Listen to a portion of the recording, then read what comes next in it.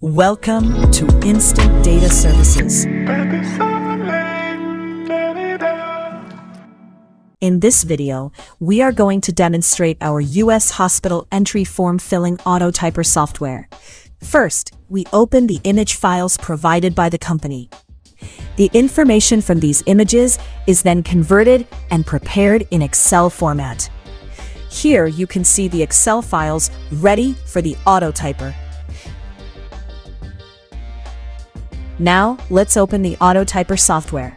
This is the main interface of the software. Next, we open the U.S. hospital entry form. For convenient operation, we place the hospital form and the Autotyper software side by side on the screen.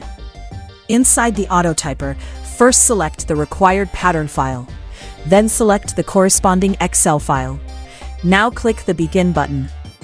The software provides a short countdown. During this countdown, place the cursor on the first field of the U.S. hospital entry form. Now you can see the form being filled automatically. There is no need to manually type every field one by one. This can make repetitive form filling work more convenient and help reduce the amount of manual typing required.